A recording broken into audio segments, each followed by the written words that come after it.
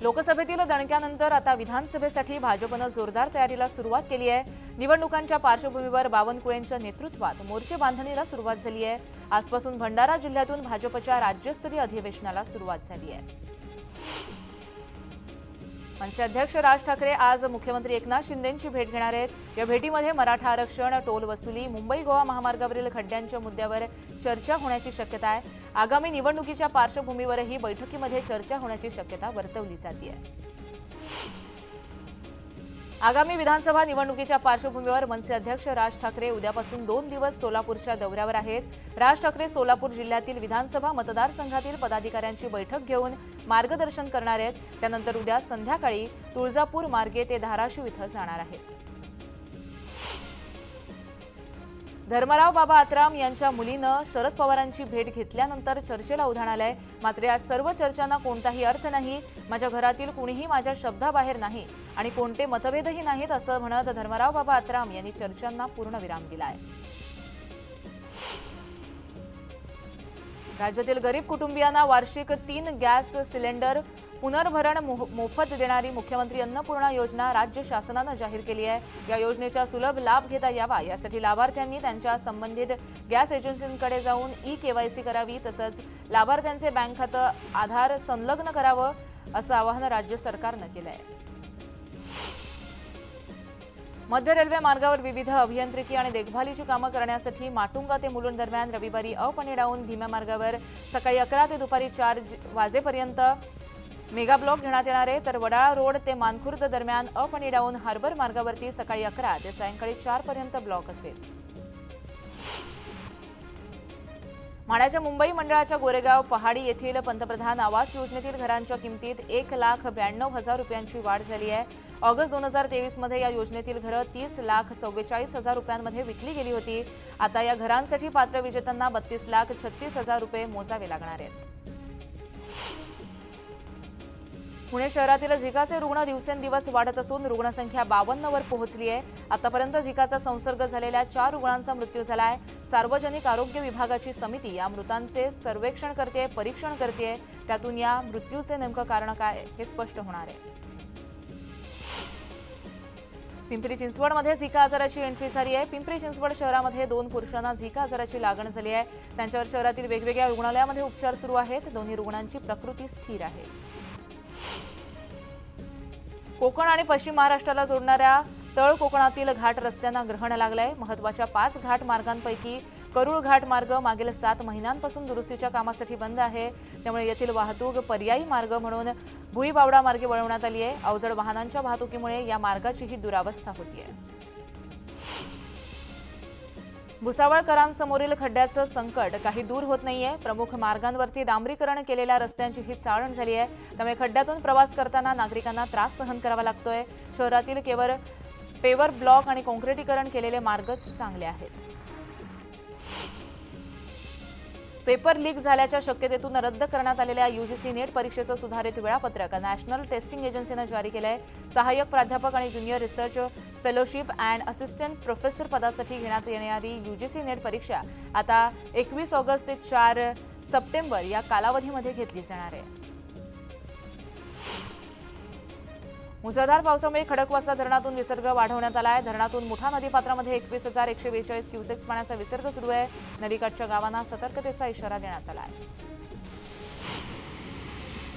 जळगावच्या यावल तालुक्यातला शेळगाव बॅरेज प्रकल्पाचे सर्व 18 दरवाजे उघडण्यात आले आहेत। तापी नदीपात्रामध्ये 60,960 क्युसेक्स पाण्याचा विसर्ग सुरू असल्यानं नदीकाठच्या गावांना सतर्कतेचा इशारा देण्यात आला आहे। अकिवाड तालुक्यातील शिरोळ इथं असलेल्या महापुरात ट्रॅक्टर अडकल्याची माजी सरपंच आणि जिल्हा परिषद सदस्य बेपत्ता झाले आहेत। त्यांची शोध मोहीम सुरू असून त्यांचा शोध अद्यापही लागलेला नाहीये।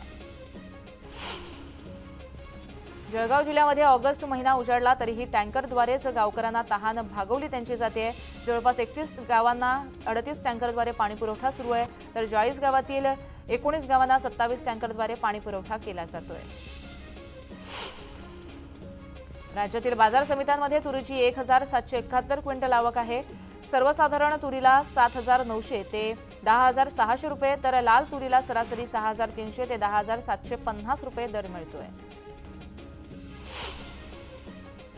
राज्यातील बाजार समित्यांमध्ये कांद्याची 1,39,800 क्विंटल आवक झाली आहे. लाल कांद्याला क्विंटल मागे 1,927 ते 2,500 रुपयांपर्यंत दर मिळतोय, तर उन्हाळा कांद्याला सरासरी 1,750 ते 2,700 रुपये दर मिळतोय. धाराशिवच्या गौरगाव येथून कंपनीतून निघणाऱ्या दूषित पाण्यामुळे ग्रामस्थ त्रस्त झाले आहेत. पाण्याचा बंदोबस्त करा किंवा आमचे गाव विस्थापित करा अशी मागणी गावकऱ्यांनी केली होती. ही बातमी न्यूज 18 लोकमतनं दाखवल्यानंतर जिल्हा प्रशासनानं संपूर्ण प्रकरणाची चौकशी करण्यासाठी समिती गठीत केली असून यात विभागीय अधिकारी, तहसीलदार यांच्यासह पर्यावरण विभागाचे अधिकारी देखील नेमले आहेत. राज्यामध्ये गेल्या काही वर्षात अवयव प्रत्यारोपणाच्या शस्त्रक्रिया यशस्वी होत आहेत. जानेवारी ते जून या 6 महिन्यांमध्ये 8,240 रुग्ण हे अवयव रिकामे झाल्यामुळे विविध अवयवांच्या प्रतीक्षेत आहेत. गेल्या 6 महिन्यांमध्ये राज्यात 80 मेंदू मृत दात्यांना अवयवदान केलं असून त्यामधून 239 लोकांना जीवनदान मिळालंय. रक्तपेढ्यांनी अतिरिक्त किमतीमध्ये रक्त विकल्याप्रकरणी रक्त संक्रमण परिषदेनं 1,32,92,000 रुपये दंड वसूल केला आहे. मुंबईतील 21 खासगी रुग्णालयांच्या रक्तपेढ्यांकडून ही रक्कम वसूल करण्यात आली आहे. झोपडपट्टी पुनर्वसन योजनेमध्ये पती पत्नीला एकाच घरामध्ये एकाच वेळेस लाभ घेता येतो. असं असताना एक घर घेतल्यानंतर दुसऱ्या झोपू योजनेत दुसऱ्या घराचा लाभ घेण्याचा प्रयत्न करणाऱ्या दोघांची पात्रता रद्द करण्याचा निर्णय म्हाडाच्या मुंबई मंडळानं सक्षम प्राधिकरणानं घेतलाय. खोटी कागदपत्र सादर करून झोपूतील घर लाटण्याचा प्रयत्न करणाऱ्या 5 जणांची पात्रताही रद्द केली आहे. लायन गेट, विधान भवन परिसर, फॅशन स्ट्रीट अशा पर्यटन स्थळांना भेट देणाऱ्या पर्यटकांच्या सोयीसाठी मुंबई महानगरपालिकेनं 14 वातानुकूलित प्रसाधनगृह बांधण्याचं ठरवलंय.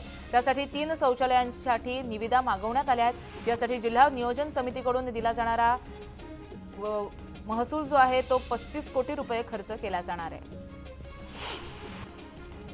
पुणे विमानतळ प्रवासी सुविधांमध्ये नापास ठरलंय. विमानतळ सेवा गुणवत्ता निर्देशांकामध्ये पुणे विमानतळाचं स्थान घसरलंय.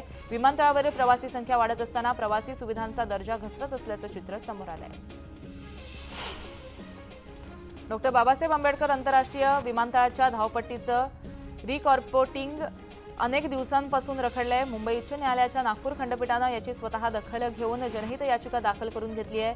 उच्च न्यायालयानं केंद्रीय नागरी उड्डाण मंत्रालय, भारतीय विमानतळ प्राधिकरण यांना नोटीस बजावून यावर येत्या 14 ऑगस्टपर्यंत उत्तर सादर करण्याचे आदेश दिले आहेत.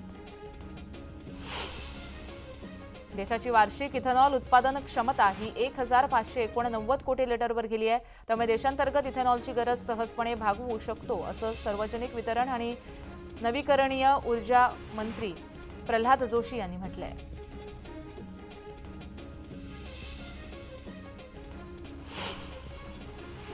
धाराशिव जिल्ह्यामध्ये ढगाळ वातावरण आणि मुसळधार पावसामुळे सोयाबीनच्या पिकावरती खोडमाशी अळीचा प्रादुर्भाव झालाय. पिकांची वाढही त्यामुळे खुंटली आहे. त्यामुळे सोयाबीन उत्पादक शेतकरी अडचणीत सापडला आहे. जळगावच्या बोदवड तालुक्यातील शेलवड गावामध्ये गेल्या महिनाभरापासून नळाला पाणी नाहीये. त्यामुळे पिण्याच्या पाण्याच्या मागणीसाठी गावातील संतप्त महिलांनी ग्रामपंचायतीवरती हंडा मोर्चा काढला आहे. प्रशासन दखल घेत नसल्यानं अखेर महिलांनी मोर्चा काढत तीव्र संताप व्यक्त केला आहे. चंद्रपूर जिल्ह्यातील राजकीय वर्तुळामध्ये मोठी खळबळ उडाली आहे. शिवसेना ठाकरे गटाच्या युवासेना जिल्हाप्रमुख विक्रांत सहारेंच्या घरी काडतुसांचा मोठा साठा जप्त करण्यात आलाय. पोलिसांनी धाड टाकत विक्रांत सहारेंच्या घरी 4 तास शोध मोहीम राबवत तलवार, त्याचबरोबर बेसबॉल बॅटसह वाघनखं जप्त केली आहेत.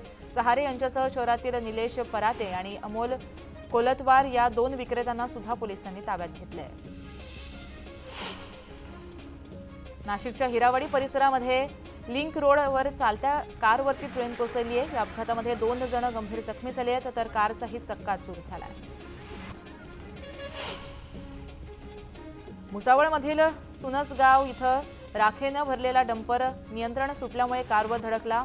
या अपघातामध्ये कारचा चक्काचूर झालाय, तर कारमधील 4 जण गंभीर जखमी झाले आहेत. जखमींवर उपचार सुरू आहेत.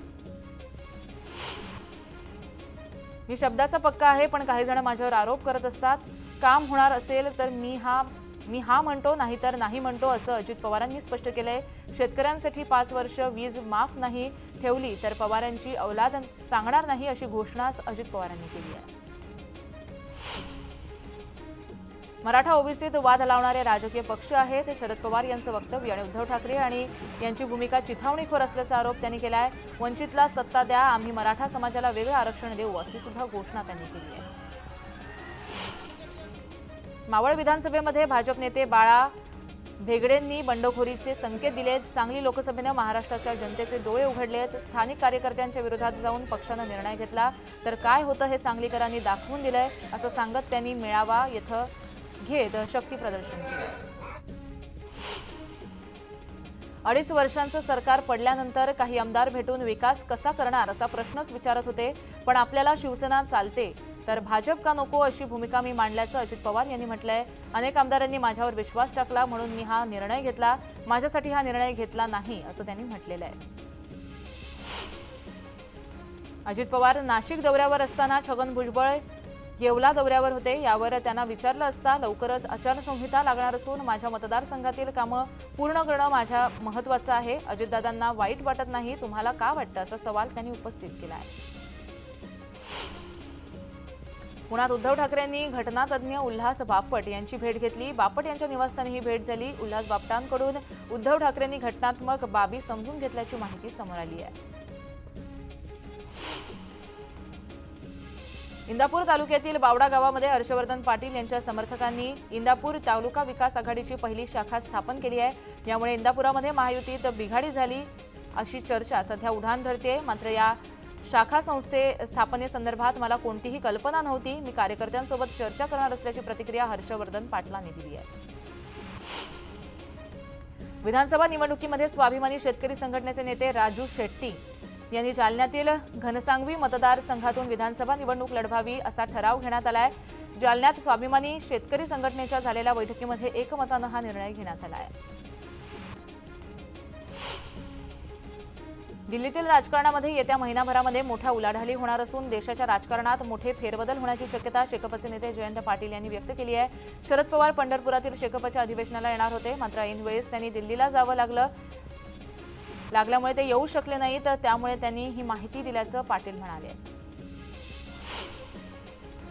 जरांगे पाटील यांनी प्रत्येक आंदोलनात वेगळी भूमिका घेतलेली आहे। लोकसभा निवडणुकीमध्ये त्यांचं टार्गेट कोण होतं हे संपूर्ण महाराष्ट्राला माहिती आहे, त्यामुळे नव्यानं त्यांनी फूस लावल्याच्या भानगडीत पडू नये असा टोला लक्ष्मण हाके यांनी लगावलाय।